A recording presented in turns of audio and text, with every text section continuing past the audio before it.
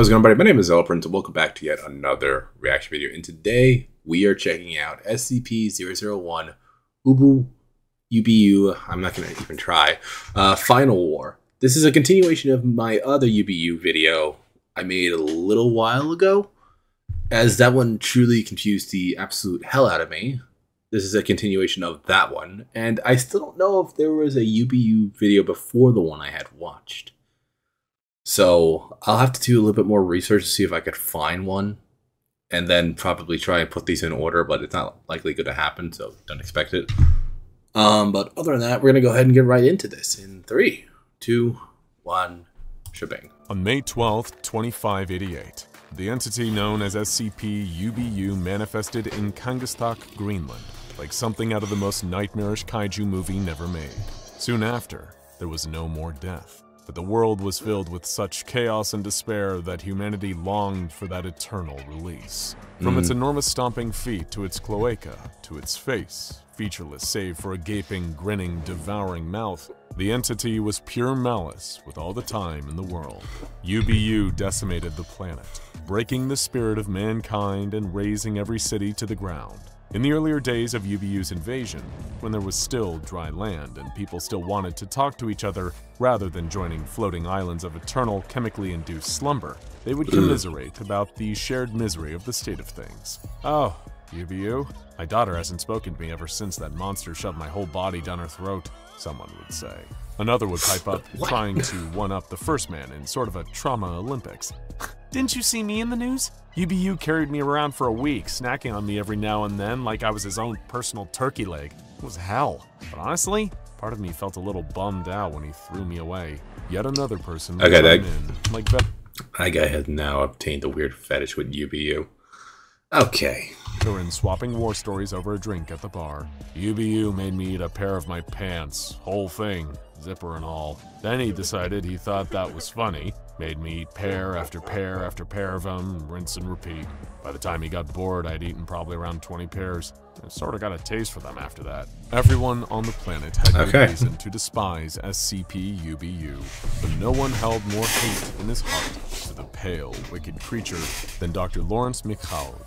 Before the world was turned upside down, sometimes literally, Dr. McCloud was a member of the mysterious O5 Council at the SCP Foundation. To be specific, he was O5-11.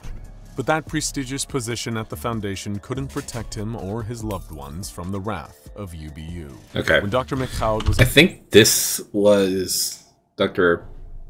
Well, the doctor was the one that was previewed at the end of the last one. I think it's him, but I could be very wrong. It's also been a while since I even reacted to that video. Off duty, UBU attacked him and his wife. First, it impaled his wife on a broom handle. Next, it threw Dr. McCloud into an open pool of sewage in the street. Then, it bathed him in the filthy water, using his screaming wife as a scrubbing brush. Okay, all this the while thing whistling is a horrible little bathtub song. Ugh. Centuries after that awful experience, as Dr. McCloud watched most of his colleagues give up and choose the closest thing to death in this broken world, he became even more determined to do something about it. On January 14, 3030, Dr. McCloud abandoned the SCPS Naismith and his fellow O5 Council members in search of the SCPS Corncrake, an abandoned craft to the southeast. It wasn't an easy journey, rowing all the way there in a lifeboat, never knowing when the great white beast would emerge from the water and choose him as its next unfortunate plaything. He could see the SCPS Corncrake still floating there, untouched. But before he could row any closer, something collided with the lifeboat. Oh, it's him. Snapping it in half. Dr. McCloud's stomach dropped at the sight of pale flesh, but it was soon replaced with relief when he saw that the thing that had broken his lifeboat was not, in fact, UBU. It was an injured narwhal, behaving erratically due to its wounds. The culprit was almost certainly UBU. It wasn't content to just torment humans, but instead must have been targeting any life form that could feel pain and fear. In his own words, Dr. McCloud had put it, at least a mass extinction wouldn't have made it that personal. After the lifeboat broke apart, McCloud swam to the Corncrake, exhaustion and cold straining his muscles. It took him 2 hours to reach the abandoned cargo barge and containment site, but eventually he managed to climb up over the side and get on board. There was one very special thing about the Corncrake. Yeah, what is special about the ship? Worth crossing the ocean in a fragile little lifeboat to find. every anomaly that made the Ganymede list. The list of anomalies considered too dangerous to abandon, even in an apocalyptic scenario, was contained on the Corncrake. Oh. There was anything left that the So he's trying to find anything on that ship that could be a utilized tool to fight against UBU. That makes sense. Foundation, or anyone else, hadn't tried to use to defeat UBU, it would be on that ship. After taking a little while to recover, Dr. McLeod embarked on an initial exploration of the craft. All the staff were gone, as he had expected. Thankfully, he still had his O5 ID card, and it still worked like a charm, unlocking all of the automated security systems on board. A lot of what he found was in ruins, but some things well, that's to be expected. Survived. It's been centuries. He found 10 hominid replicators from SCP-2000 in perfect working order. There was a cage containing the remains of SCP-2845, the deer, though UBU had done significant damage to it. SCP-319, a curious device. The cosmic deer? Oh shit! Oh no. There, contained in the space-locked vacuum chamber.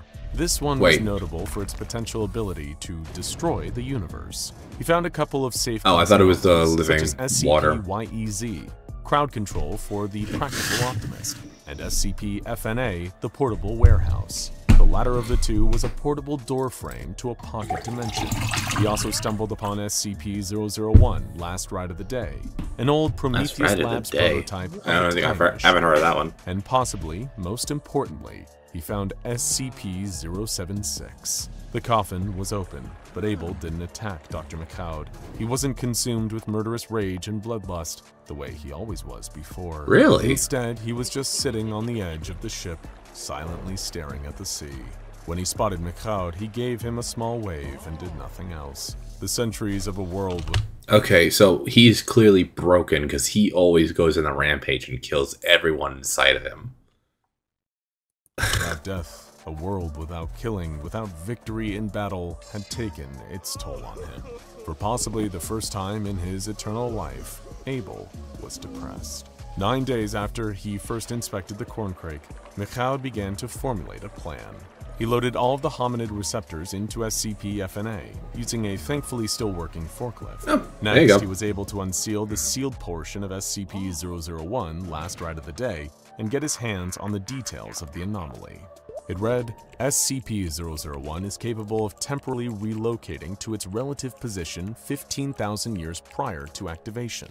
This temporal displacement is divergent paradox irrelevant. In other words, a separate timeline is created as a landing point. For example, if an occupant from timeline X were to murder their parents in utero in timeline Y, the Y iteration of the occupant would no longer exist, but the occupant themselves, being from X, would be unharmed. When in a fully active state, SCP-001... He's going to use this to kill UBU, which is actually quite smart. ...deploys a 5-meter-high telescopic antenna that functions as a Coloco wave energy sink. Essentially, Coloco waves could only be produced as a byproduct of the universe suddenly being exterminated, and ZK-class reality failures produce the most Coloco waves. In one of these scenarios, SCP-001 would be able to use these waves to go back in time 15,000 years, effectively resetting reality to a point far before the catastrophe happened. This information allowed him to put his plan together, to resurrect Project Beluga. Step 1. Plant explosive charges around SCP-319. Step 2. Hide anything potentially useful against SCP-UBU inside of SCP-FN. If there's a 319 video out there, please let me know in the comments, and I will check it out. Step 3. Get into the cockpit with SCP-FNA in tow. Step 4. Raise the Coloco sink. And Step 5. Blow the whole thing up. 3 days later, it was time to put the plan into motion. Dr. McLeod placed the charges around SCP-319's vacuum chamber. There was enough in place to implode the walls of the vacuum chamber.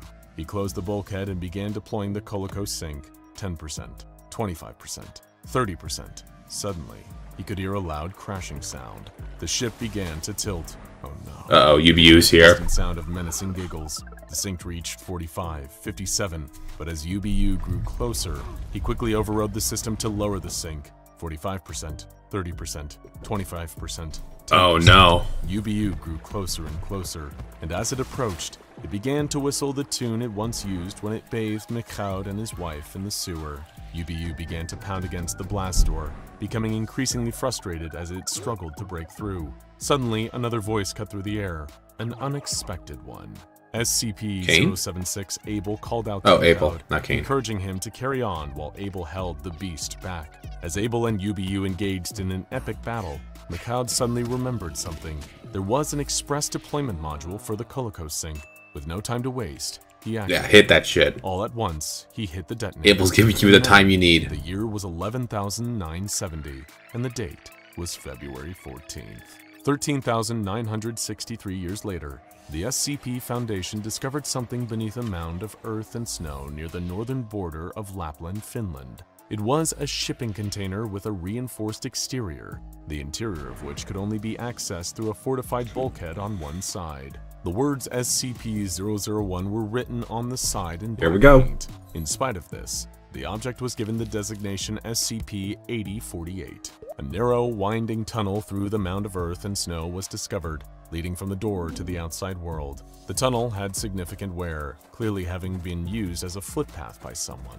But who? Well, on April 12, 1993, the Foundation got their answer. SCP-8048's bulkhead opened, and a man stepped out, snapping his fingers and promptly sealing the door behind him. There we go. He was designated Pol 8048. He was a 32-year-old man of French-Canadian descent, answering to the name of Dr. Lawrence McLeod. He made a series of claims that the Foundation found dubious, but noted it in the official file for SCP-8048 just the same. These included, but were not limited to, SCP-8048 is a time machine. He held the office of 05-11 in the year 3030 from an alternate timeline. Said timeline experienced a modified Omega-K class end-of-death scenario that coincided with the invasion of a Tiamat-class anomaly known as SCP-UBU.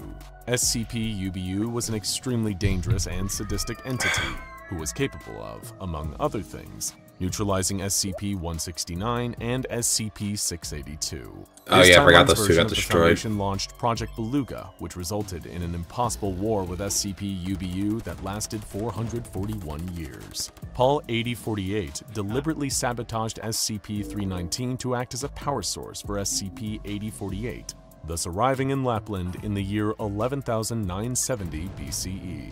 SCP-UBU will arrive in Greenland on May 12, 2588. Pol 8048 was able to extend his lifespan by sharing his consciousness between a central computer within SCP-8048 and several thousand bodies created by his personal hominid replicators. There you go. Consciousness sharing was achieved through a book classified in the future as SCP-YEZ. He wishes to assist the Foundation in the termination of SCP-UBU, and has laid out a plan for its termination as outlined in Document 8048-Zeta. There were, of course, concerns about the man's legitimacy, but after McLeod mentioned over 104 specific terms and data points known only to members of the O5 Council, the Foundation was forced to take him at least a little bit seriously. A motion was filed, requesting that Pol 8048 be allowed to assist the Foundation with the termination of SCP-UBU as per Document 8048-Zeta. O5-4 voted yay, O5-7 abstained, and the rest of the Council voted nay. The motion failed to pass. A follow-up motion was filed in response, requesting that Pol 8048 be allowed to assist the Foundation with their own strategy to respond to SCP-UBU. O5-1, O5-4, O5-7, and O5-10 abstained from voting. What about the others? Did they say yes? No, they still said no. To pass. On April 14, 1995, Dr. Isaiah Henderson and Pol 8048 sat down for an interview. When asked to state his name, Dr. McLeod also recited a mimetic passphrase that, when spoken by anyone other than O5-11 of past or present, would cause them to burst into flames. The two men were at odds from the beginning. Dr. McLeod expressed dismay and frustration. They really don't believe him, even though he came from the future to basically help save reality. That his proposal was rejected. Meanwhile, Dr. Henderson countered with the insistence that McLeod's proposed plan was rejected for posing an unnecessary risk to the civilian public. They debated for a moment, before Dr. Henderson announced the Foundation's next plan of action. Dr. McLeod was to be terminated. The Foundation would proceed with its plans without him. At that point, Dr. Henderson terminated McLeod as ordered. He didn't count on one thing, though. McLeod was no longer an ordinary man. Yeah, he really wasn't. He hopped into the body of a guard, then into the body of 05-4 to deliver a vital message. He had started this plan alone, and was ready to bring it to a close alone. Project Beluga would continue with or without the Foundation's support. Dr. McLeod returned to the bulkhead, climbing back inside and sealing it behind him. He had hoped to have the Foundation behind him. He had hoped, but they were not, in the fight against the greatest evil mankind ever encountered, but they disappointed him. He had waited thousands of years, only for the organization he devoted his life to try and kill him. Well, he wasn't going to go down without a fight. This was bigger than the Foundation. Bigger than really is. No living person was as equipped to handle UBU as he was. So he resumed Project Beluga as a one-man operation. He issued a mission statement, which read as follows. On May 12, 2588, the entity known as SCP-UBU invaded and pillaged human civilization for no other motivation than cruelty and selfish gratification. Shortly thereafter, Project Beluga was founded as a joint effort between the Global Occult Coalition and the SCP Foundation for the purposes of UBU's destruction.